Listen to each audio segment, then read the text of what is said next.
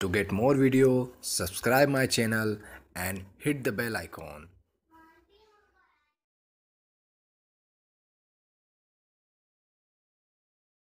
Welcome to my YouTube channel versatile Ashutosh. आज हम बात करने जा रहे हैं NR7 ट्रेडिंग के बारे में, NR7 स्ट्रेटजी के बारे में। तो NR7 स्ट्रेटजी के बारे में ऑलरेडी मैं एक वीडियो बना चुका हूं, ठीक है। और उस वीडियो में हम कुछ इंप्रूवमेंट करेंगे इस स्ट्रेटजी के अंदर कि NR7 उस वीडियो में मैं समझा चुका हूं कि NR7 होता क्या है, लेकिन फिर से मैं इस वीडियो में बताऊंगा NR7 होता क्या है। और साथ में हम ये देखेंगे कि किस तरीके से हम जो फॉल्स ब्रेकआउट, क्योंकि NR7 जो कैंडल्स होती है उनमें काफी बार जो है फॉल्स ब्रेकआउट हमें सिग्नल मिलते हैं, तो उन सिग्नल्स को कैसे हमें अवॉइड करना है। और उन सिग्नल को हम अवॉइड करेंगे तो हमें स्टॉक रहते हैं, जो जितने सारे स्टॉक मिलते हैं NR7 के, उन स्टॉक को भी हम इजीली फिल्टर कर पाएंगे, ठीक है। तो NR7 कैंडल होती क्या, सबसे पहले तो मैं आपको बता दूं, अगर आपने मेरा पिछला वीडियो नहीं देखा हो तो NR7 कैंडल क्या होती है कि नेरो रेंज, मतलब धीरे धीरे उसकी रेंज कम होती जाती है, हाई लो के बीच में डिफरेंस कम होता जाता है।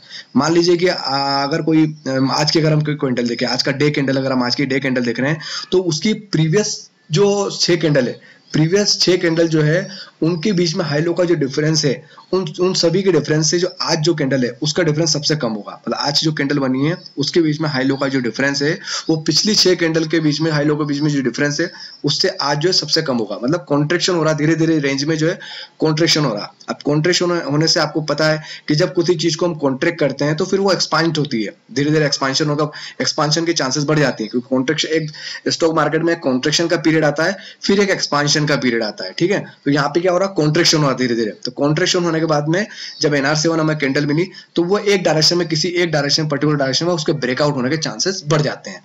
अब हम यहाँ पर ये करेंगे कि हमें किस तरह से हमें फॉल्स ब्रेकआउट को अवॉइड करना है, ठीक है। यहाँ हम ये देखेंगे। तो सबसे पहले तो हम आपको बता दूं कि NR7 कैंडल होती क्या, थोड़ा सा मैं आपको समझा देता हूं, उसके बाद हम स्ट्रेटजी पे बात करेंगे। तो ये देखिए, अडानी पोर्ट्स की बात करते हैं। अडानी पोर्ट्स, नहीं, एक मिनट में आपको पहले बता देता हूँ कि NR7 कैंडल हम निकालेंगे कैसे, पता कैसे करेंगे।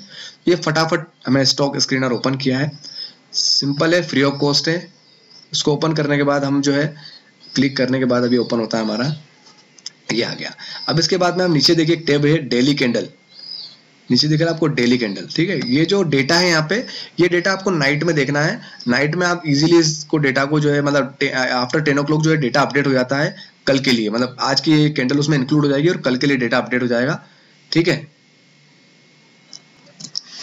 ये डेटा आपको नाइट में आफ्टर 10 o'clock अपडेट हो जाएगा ना। अब यहाँ पर क्या करते हैं, हम फिल्टर पे क्लिक करते हैं, क्रिएट टेम्पररी फिल्टर पे क्लिक करेंगे।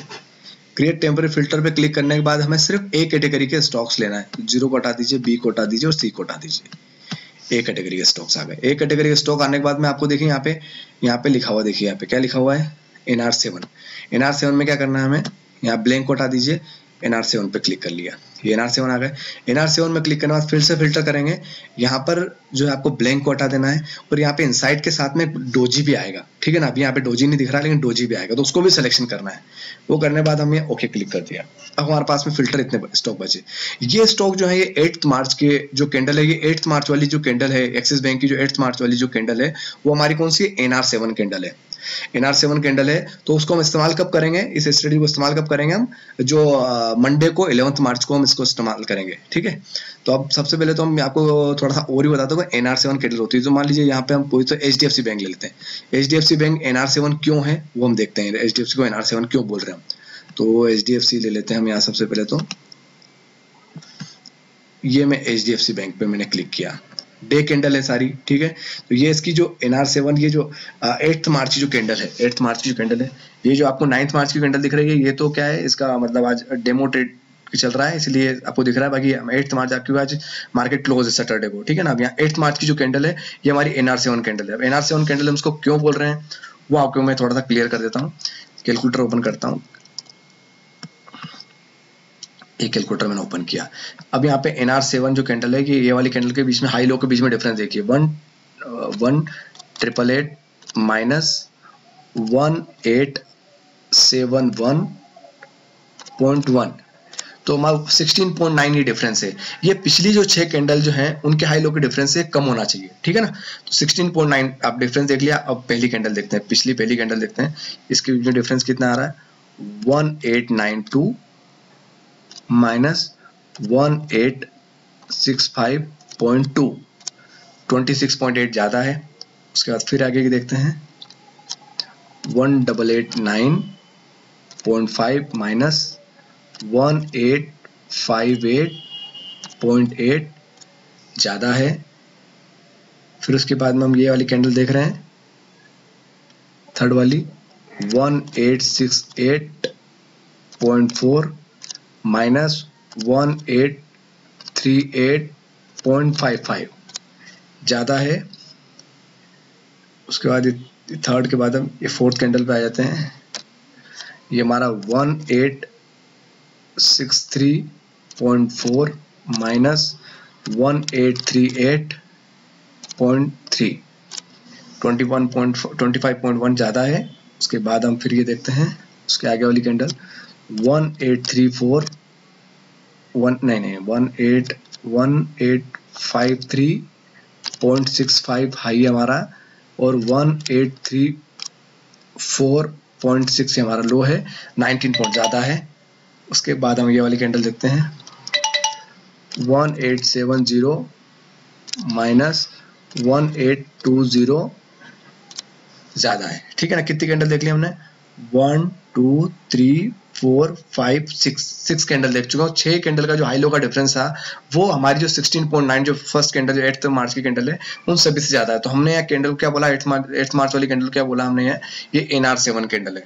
ठीक है, समझ में आया। अब NR7 जब ये कैंडल है तो अब यहाँ पे जब काफी ज्यादा इसके रेंज कम हो चुकी है तो यहाँ पे इसका कॉन्ट्रैक्शन हो चुका है, काफी कॉन्ट्रैक्शन हो चुका है, तो एक्सपांशन होने के चांसेस के बढ़ जाते हैं। अब हम इसमें ट्रेड कैसे करना है, ठीक है, तो हम यहाँ पे अदानी पोर्ट्स का या HDFC वाले का तो हम जो 11 मार्च को इस्तेमाल करेंगे। अब मैं आपको वो डेटा दिखाता हूँ जो कि 7 मार्च को अपडेटेड हुआ था इवनिंग में। तो 7 मार्च को NR7 जो 7 मार्च को इवनिंग में डेटा था जिनको हम 8 मार्च को इस्तेमाल करेंगे, तो वो इतने सारे स्टॉक्स है, देख रहे हैं आप, इतने सारे स्टॉक्स हैं।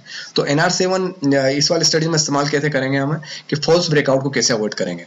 तो हम जो है हाई और लो जो आपके जो इसका जो 7 मार्च को जो हाई होगा उसके ऊपर बाय लगाएंगे और 7 मार्च को जो लो होगा उसके नीचे हम सेल लगाएंगे 8 मार्च को। ठीक है ना, और साथ में हम फॉल्स ब्रेकआउट को कैसे अवॉइड करेंगे वो भी हम देखते हैं। तो सबसे पहले तो जैसे मान लीजिए हम ले लेते हैं यहाँ पे अपोलो अडानी पोर्ट्स को ले लेते हैं। ठीक है, अदानी पोर्ट्स को लेते हैं। तो अदानी पोर्ट्स को जैसे मैंने लिया,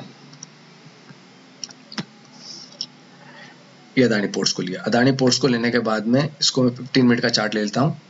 15 मिनट का चार्ट लेने के बाद जैसा कि मैंने आपको बताया कि हमें क्या करना है, जो प्रीवियस रेंज मतलब 7th का, देखो 7th का यहाँ से यहाँ तक का 7th का डेटा है। इसका 7th का जो प्रीवियस रेंज का जो हाई कितना है 342.35 इसका हाई है प्रीवियस रेंज का, और लो क्या है, लो इसका लगभग ये है, लो इसका जो है लो ये वाला लो है 335 इसका लो है। ठीक है ना, तो हमें क्या करना है, लो के नीचे सेल करना है, मतलब पिछली जो डे की रेंज है उसके नीचे सेल करना है और उसके हाई के ऊपर बाय करना है। बट इस स्ट्रेटजी में समस्या क्या हो जाएगी आपको कि जैसे मान लीजिए आपने 330 या 342.35 के ऊपर अगर बाय लगाया तो यहाँ प्रॉब्लम्स क्या आएगी कि जैसे आपने बाय लगाया 342 और 342.95 तक ही गया और वापस रिटर्न आ गया, तो यहाँ पे एक फॉल्स ब्रेकआउट हुआ है। मतलब आपने जो है ऑर्डर ऊपर लगाया, आपका थोड़ा सा ऊपर गया भी सही, वो थोड़ा बहुत गया, उसके बाद फिर से नीचे आ गया, तो आप यहाँ पे जो आपकी एंट्री जो है वो क्या हो गई, फॉल्स हो गई। आप यहाँ पर जो है आपको नुकसान हो गया यहाँ पे। ठीक है, अब यहाँ से इस तरह से हम कोई, क्योंकि इस तरह की जो फॉल्स एंट्री है, इस तरह की फॉल्स एंट्री आपको बहुत मिलेगी NR7 में। तो उन एंट्रीज को अवॉइड करने के लिए हम क्या करेंगे कि जब ये नीचे की ओर जाता है, जैसे मान लीजिए ऊपर की ओर फॉल्स ब्रेकआउट किया, तो हम इंतजार करेंगे कि कब ये जो है नीचे की जो इसका जो लो है, प्रीवियस रेंज का जो लो है, वो लो को ब्रेक करके नीचे आए। मतलब इसने हाई को ब्रेक कर दिया। ठीक है, अब हमें पहले से पता है कि हमें अब क्या करना है, अब हमें सेल का ऑर्डर बनाना है। यहाँ पर पहले हमें कंफ्यूजन था, अगर हम पहले में हमें कंफ्यूजन ये था कि हम ऊपर की ओर ब्रेकआउट होगा, नीचे की ब्रेकआउट हुआ। ठीक है, अब यहाँ पे ऊपर नीचे की ब्रेकआउट में पूरा कंफ्यूजन क्लियर हो चुका है कि भैया ऊपर की ओर ये ब्रेकआउट हो चुका है। अब ये जब नीचे की ओर आएगा और नीचे की ओर आने के बाद में जो लो को नीचे इसकी लो को ब्रेक करेगा, प्रीवियस रेंज के लो को ब्रेक करेगा, तब हमें सेल लगाना है। ठीक है, तो अब जैसे यहाँ पर आप देखेंगे कि अदानी पोर्ट्स को देखा, तो अदानी पोर्ट्स में हम यहाँ पे ट्रेड ही नहीं किया। ठीक है, क्योंकि हमारा कोडिंग यहाँ पे हुआ ही नहीं, ऊपर ये हाई को ब्रेक करके आया लेकिन इसने लो को ब्रेक नहीं कर पाया, तो हम यहाँ पे ट्रेड नहीं करेंगे। वो देखिए पूरे दिन भर इसने एक जैसा मूवमेंट दिया, कोई मतलब नहीं निकला। ठीक है, अब यहाँ पर और भी स्टॉक्स हैं हमारे, जैसे कि मान लीजिए कि हम कौन सा लेते, हिंद पेट्रो, टाटा कम्युनिकेशन, कोई सा भी लेते हैं, TCS कुछ भी लेते हैं। जैसे मान लीजिए कि हिंद पेट्रो ले लेते हैं। हिंद पेट्रोल लिया, जैसे आपने हिंद पेट्रोल लिया, हिंद पेट्रोल लेने के बाद में आपने क्या किया कि प्रीवियस रेंज ये 7th का जो इसका लो क्या है यहाँ पर, इसका लो है 248.10 देखिए ये इसके नीचे जब आया तब इसको ये नीचे आया, ठीक है। नीचे आने के बाद में क्या, जैसे अभी तो नीचे आया ये, और नीचे आया के बाद थोड़ा नीचे गया भी सही, ठीक है। बट ऐसा बहुत सी बार फॉल्स ब्रेकआउट, जैसे कि मैंने आपको अदानी पोर्ट्स में दिखाया, ऐसे फॉल्स ब्रेकआउट बहुत सी बार हो जाते हैं और वो वापस रिटर्न हो जाते हैं। तो वो सब अवॉइड करने के लिए हम क्या करेंगे, क्योंकि इतने सारे जो स्टॉक्स है, जितने भी स्टॉक्स है, इनमें सिर्फ जो है यूपीएल जो हमारी कंडीशन को सेटिस्फाई करता है, मैं आपको दिखाता हूँ। हमें क्या करना है, रिवर्स, क्योंकि जब ऊपर की और नीचे की ओर अगर वो स्टॉक शॉर्ट किया हमने, नीचे की ओर इसके नीचे की ओर आया, जैसे मान लीजिए यहाँ पर देखिए नीचे की ओर आया, लेकिन जब नीचे की ओर अगर बाइंग का प्रेशर एकदम से बढ़ता है, नीचे की ओर सस्टेन नहीं कर पाता है, जैसे ये ऊपर की ओर जाएगा तो बहुत एकदम तेजी से शूट करेगा, तो उस कंडीशन में फायदा होने के चांसेस बहुत ज्यादा बढ़ जाते हैं हमारे, मतलब यहाँ पे हमारी एक्यूरेसी लेवल ज्यादा बढ़ जाती है। अब देखिए हम आपको दिखाता हूँ कैसे।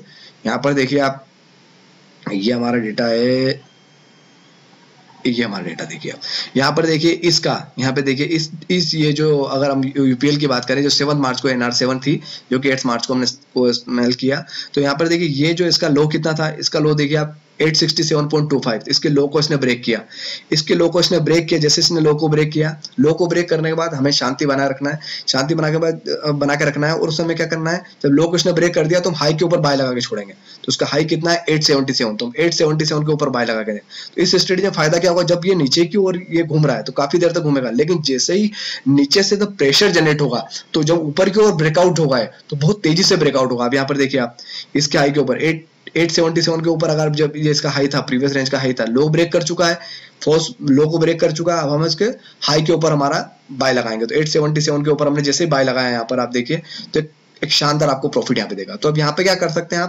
आप यहाँ पर जो है टारगेट लगा सकते हैं, 1-8%, 1-1.5% का यहाँ पे टारगेट लगा सकते हैं, 1% का, 0.5% का टारगेट लगा सकते हैं, उतना इससे हम स्टॉप लॉस भी लगा सकते हैं।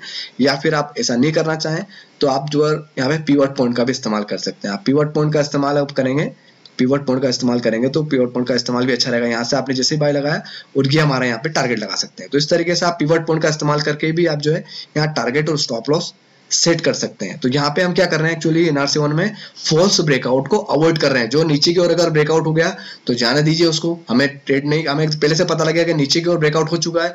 अब हमें इंतजार करना है ऊपर की ओर, प्रीवियस रेंज के ऊपर की ओर ब्रेकआउट का इंतजार करना है। ऊपर की ओर हम बाय लगा के रखेंगे, और जैसे ही वो ऊपर की ओर अगर उसने रेंज को ब्रेक किया तो बहुत तेजी से शूट करेगा वो, ठीक है। ये इस स्ट्रेटजी में आप जो है फॉल्स ब्रेकआउट को यहाँ से इस तरह से अवॉइड करके काफी अच्छे से इसका मतलब एक्यूरेसी लेवल को आप बढ़ा सकते हैं, ठीक है। If you like this video, subscribe my channel. Thank you very much.